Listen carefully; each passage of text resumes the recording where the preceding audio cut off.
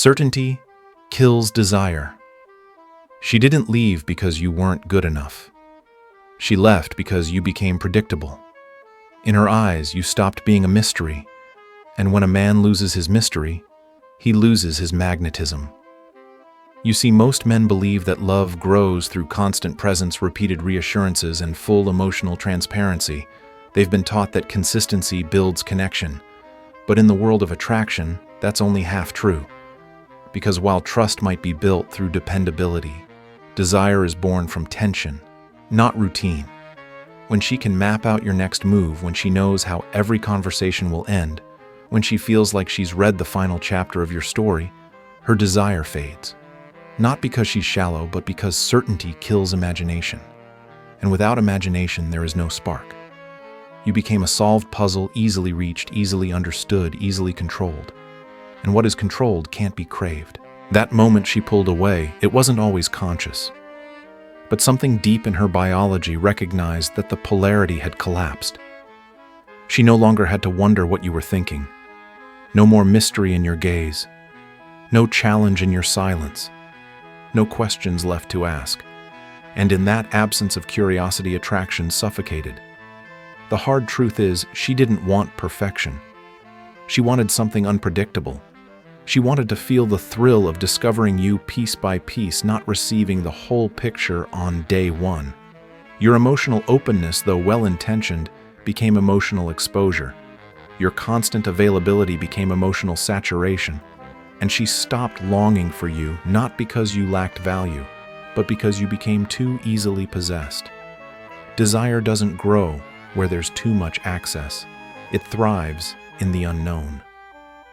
What she truly wanted wasn't just a man who loved her. She wanted a man she could never fully figure out, a man anchored in himself, who gave enough to pull her close, but protected enough to keep her chasing. She didn't want to feel like she had you. She wanted to feel like she had to earn you.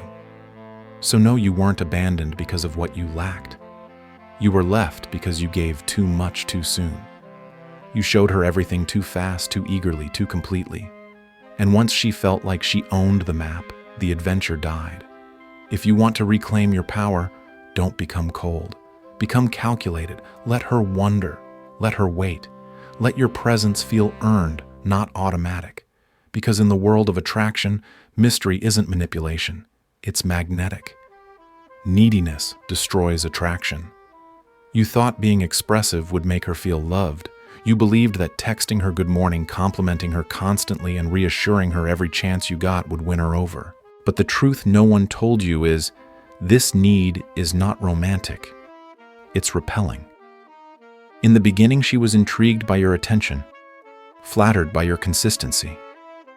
But over time, what began as affection turned into something else. Your compliments started to sound like confessions. Your eagerness became a signal. And that signal whispered the one thing that shatters desire: I need you to like me. Neediness is not love. It's a survival instinct dressed as affection. And when she felt it, she didn't feel flattered. She felt responsible.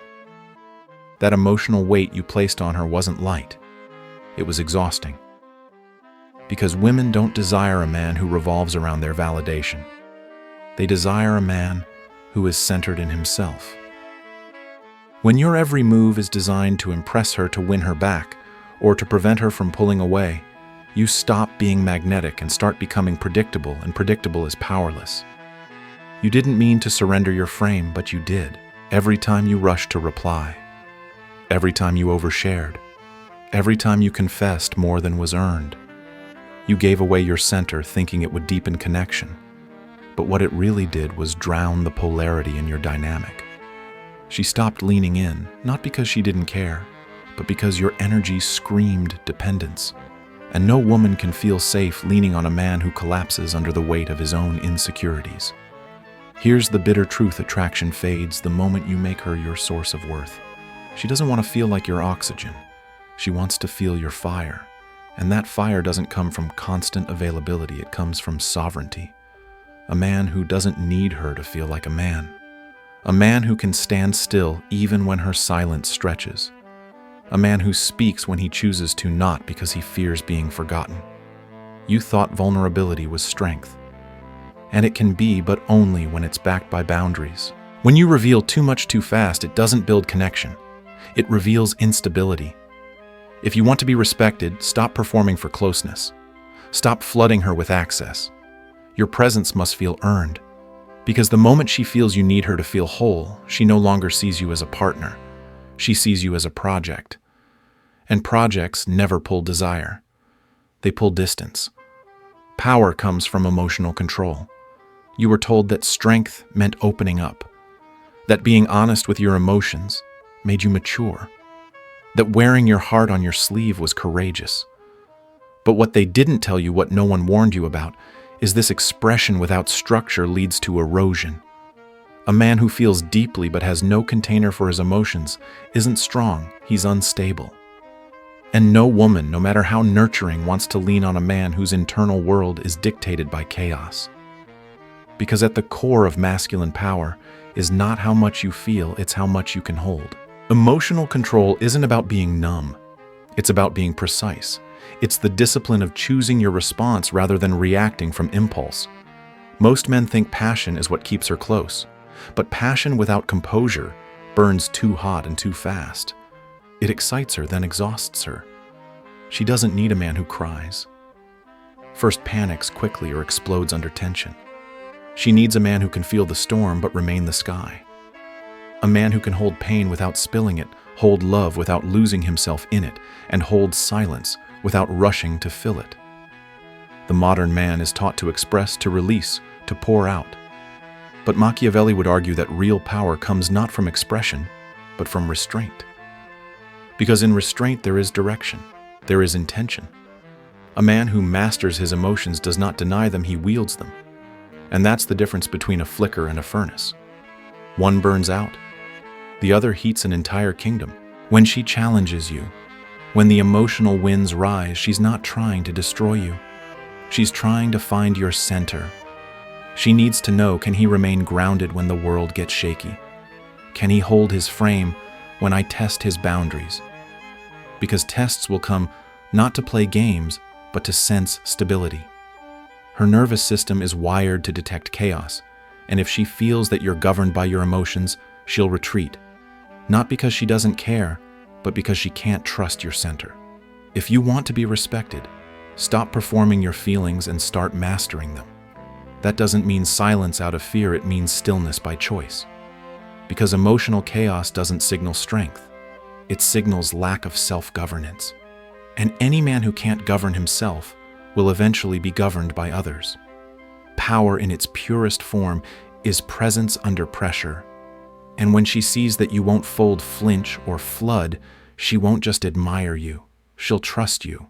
And trust, not love, is the true root of feminine surrender. Detachment.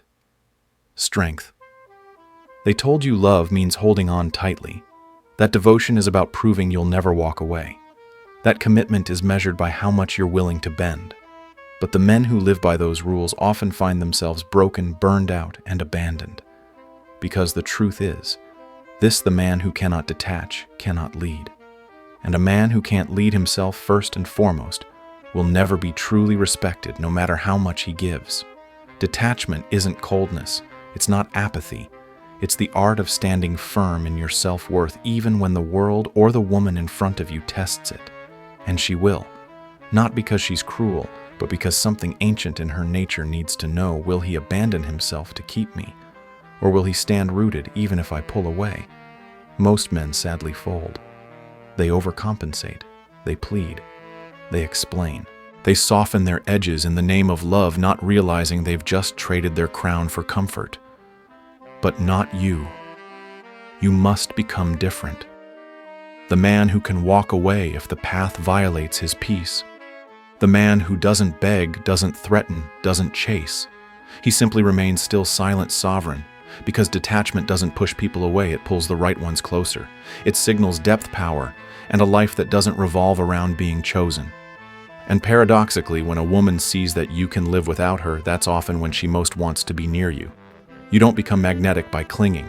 You become magnetic by commanding your energy like a currency and refusing to overspend it. Detachment is your discipline. It's the voice in your head that says, I want you, but I don't need you. And that line changes everything, because the moment you need her to feel whole, you hand her the keys to your identity. And anything that owns you controls you. Machiavelli would call this clarity, the ability to hold power without being intoxicated by attachment. Detachment isn't the absence of love, it's the refusal to let love compromise your center. You can feel deeply. You can care fiercely, but you never collapse. Because the man who collapses to keep love isn't leading, it's following under disguise. So the next time she pulls back, don't rush to close the gap. Don't panic. Don't protest. Observe. Breathe. Stay calm. Show her not through words but through presence that you are not a man who trades dignity for connection. And in that stillness, that quiet refusal to betray yourself, you become unforgettable. Not because you chased her, but because you never needed to. Presence must be earned. Most men give themselves away too easily.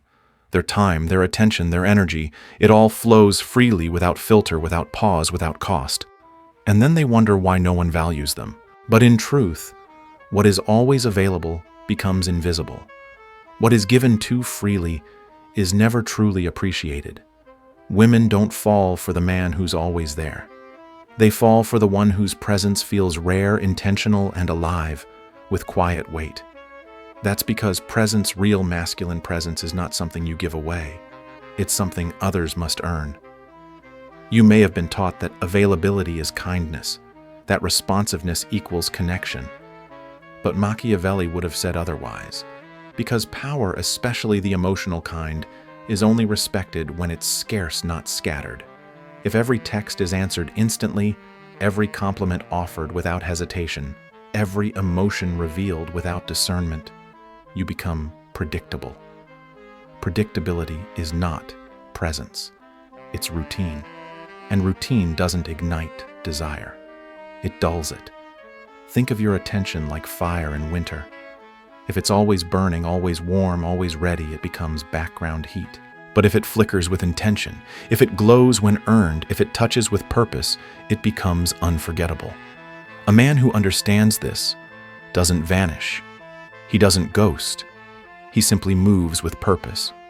His words are few, but sharp. His gaze lingers when it matters. His energy isn't given, it's granted. And in that restraint, he becomes unforgettable. Presence isn't about being loud. It's not about flooding her world with messages, compliments, or reassurances. It's about the quality of your stillness, the deliberate weight of your attention. When you walk into a room, does the energy bend toward you? Or have you given yourself away before anyone even noticed you entered? Your presence must feel like a gift, not a given. A man who commands attention doesn't do so by trying harder. He does so by being harder to reach. Not out of ego, but out of self-respect. He knows that anything that's always available becomes wallpaper. But what's rare, what's earned, that becomes obsession. So stop flooding her with affection. Don't text just to be remembered. Don't compliment just to feel seen. Let her feel the absence, because in that space, curiosity is born. And curiosity is the root of desire. You are not here to be a free sample. You are not an open book. You are the first chapter of a story so compelling she's willing to earn each page. Presence is power, but only when it's protected. Leadership, not submission. She doesn't want to carry you. She wants to feel carried, not physically, but emotionally, energetically, spiritually. What most men misunderstand is that women aren't repelled by kindness. They're repelled by weakness, disguised as kindness. When you orbit her emotions, adapt to her moods, echo her opinions, and reshape yourself to avoid conflict, you think you're being loving. But to her, it feels like weight, like you've handed her the burden of leading the relationship. And here's the harsh truth: she doesn't want to lead. She wants to lean. Leadership in a relationship isn't about dominance, barking orders, or controlling outcomes. It's about being the immovable anchor when everything else starts to drift. It's about standing firm when she tests you, not because she's playing games, but because her biology is wired to feel whether or not she can trust your center. And most men fail that test. They fold under pressure, explain themselves too quickly, change their tone to appease her, or worse, abandon their own convictions just to keep the peace. but peace purchased through self-betrayal always collapses.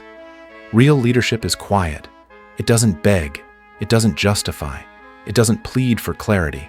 It simply remains. You lead not with noise, but with presence, with the ability to stay grounded while she storms, with the calm refusal to be emotionally hijacked, with the kind of poise that says, I see your storm, but I am not here to be swept away by it. When she feels your structure, your certainty, your emotional regulation, something ancient inside her exhales, not because she's submitting to you, but because she no longer feels like she has to carry both of you. Your grounded leadership gives her the safety to relax. But the moment you start seeking her approval, when your choices begin to orbit her validation, she can no longer trust your leadership because she senses that your compass isn't internal, it's reactive. And a reactive man isn't reliable. He's dangerous in all the wrong ways. You don't earn respect by proving your love. You earn it by proving your spine, by showing that no matter how beautiful she is, no matter how deep the connection feels, you will not collapse to stay close. You won't betray your truth just to be liked. You won't give up your mission just to be chosen. That's leadership. And that's what separates a man she admires from a man she manages. So stop seeking submission. Stand in sovereign leadership. Not the loud kind, but the kind she feels in her body the moment you walk in the room. Quiet, present, rooted. That's the man she trusts, and trusts enough to follow. Silence and stillness build mystery. In a world addicted to noise, the man who knows how to be silent becomes unforgettable. Most men speak too soon, reveal too much, and rush to close the emotional gaps with words. They fill every pause with apologies, every silence with explanations, every moment of distance with frantic effort. But what they don't realize is this: the masculine power she craves isn't found in what you say, it's in what you hold back. Stillness is not emptiness, it's gravity. And silence, when wielded with intention, isn't absence, it's tension. Mystery doesn't come from manipulation. It comes from restraint with purpose.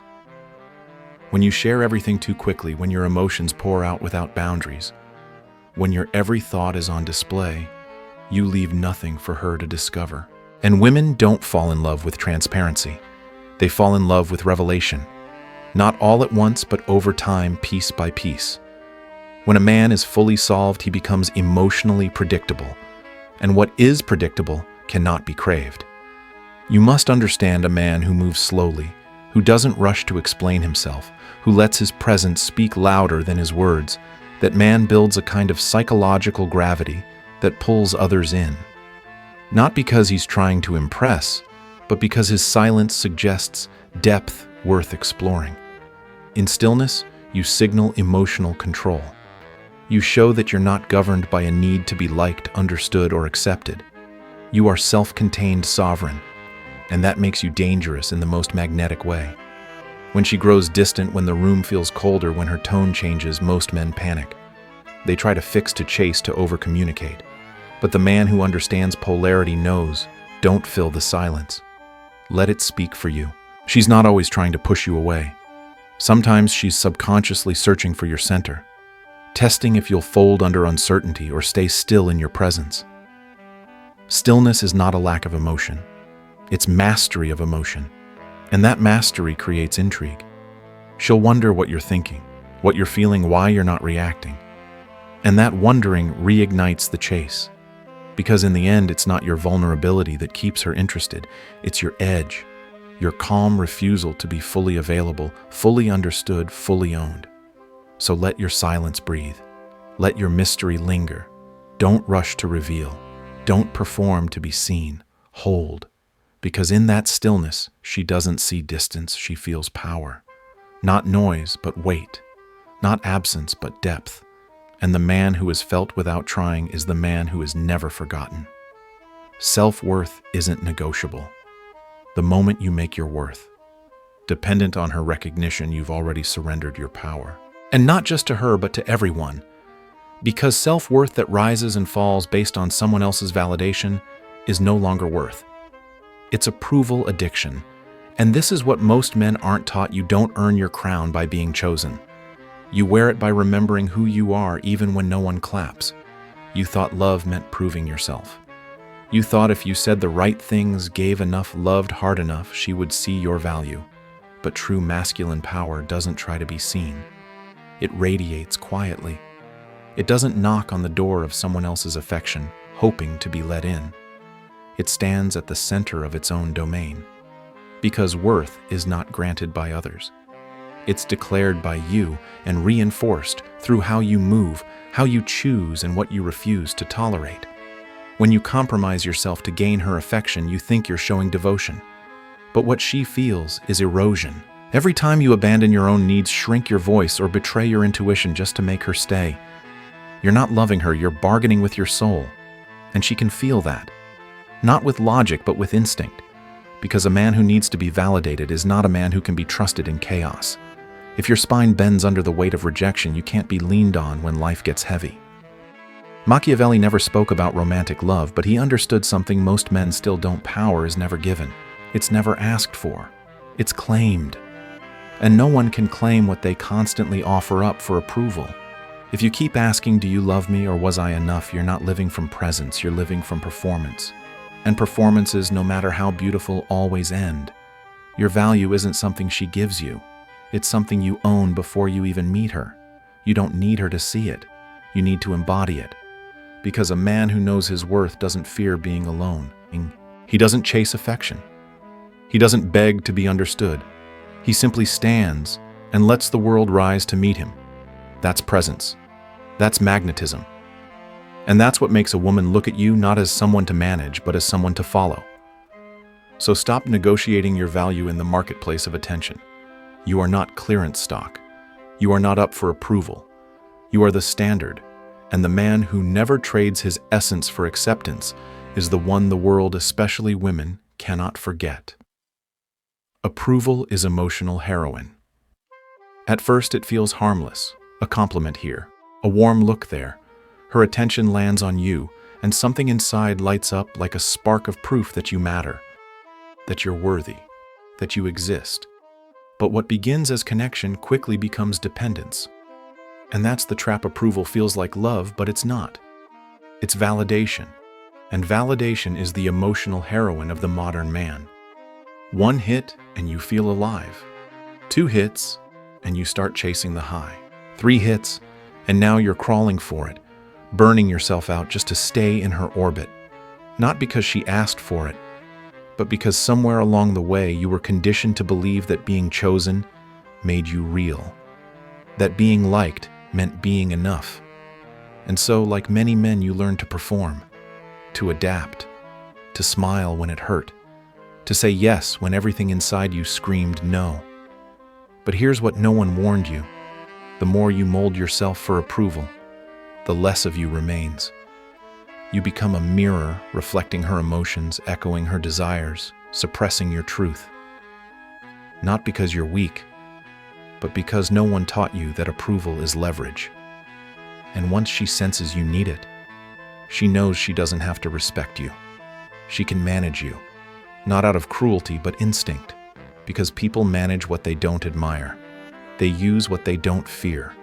You were never meant to seek permission to be yourself, and yet most men are stuck auditioning for acceptance, living like products marketed for emotional sale, saying whatever she wants to hear, doing whatever it takes to not lose her, even if it means losing themselves. But approval is a poor substitute for love. Love sees you. Approval edits you. And when you begin editing yourself to win someone's gaze, you're not being loved, you're being consumed. Machiavelli understood the currency of perception. He knew that the man who chases recognition forfeits respect. You don't gain influence by being agreeable. You gain it by being anchored in who you are, especially when it's unpopular, especially when it's inconvenient. You want to break free, start by breaking the cycle. Withdraw from the emotional addiction. Don't base your identity on someone else's response. You don't need louder applause. You need quieter certainty. Because once you stop needing her to approve of you, she stops seeing you as a mirror and starts seeing you as a man with gravity, a man with spine, a man who doesn't wait to be chosen but chooses himself without hesitation, without apology. That man no longer seeks approval. He commands respect. When you lead yourself, she follows. You were taught to win her over with the right words, to express your feelings, to impress her with charm, vulnerability, and effort. But what no one told you is that real power doesn't chase, it leads. And leadership begins not with controlling her, but with governing yourself. A man who knows who he is, who holds his frame without apology, doesn't beg for love. He becomes love in motion, quiet, certain, magnetic. She's not testing you to break you. She's testing to find you, to feel your structure, to see if your values bend when her emotions shift, to watch whether your center collapses when the tension rises. Because she's not looking for someone to echo her feelings, she's surrounded by those men already. She's looking for someone she can trust, someone whose self-respect is not dependent on her approval, someone who leads not by force but by presence. That's what leadership is. Not dominance, not loudness, but internal alignment so strong it doesn't need to be explained. A man who doesn't panic when she withdraws, who doesn't perform when things get silent, who doesn't offer himself up like a product in hopes of being picked. His energy isn't loud, it's steady. And in that steadiness, she feels something she didn't even know she was craving: safety. Not in the form of comfort, but in the form of unchangeable strength. You don't need to prove yourself to lead. You simply need to stop abandoning yourself. Because when she sees that you won't betray your essence just to win her back, when she realizes that your truth doesn't shift to match her moods, something inside her softens. Not out of submission, but out of reverence. She no longer feels responsible for stabilizing the relationship. She feels drawn to the man who already holds that stability within himself. That's what makes her stay. That's what earns her respect. Not your compliments, not your consistency, but the fact that you remain who you are even when tested. That's rare. That's unforgettable. And that's the kind of presence no woman walks away from lightly. So stop trying to convince her. Stop trying to fix it. Just lead. Lead with silence. Lead with discipline. Lead with the integrity of a man who would rather lose her than lose himself. Because the man who moves from internal truth will always draw others toward him, not through effort, but through gravity. And in that gravity, she doesn't follow because she was told to. She follows because she feels safe enough not to lead.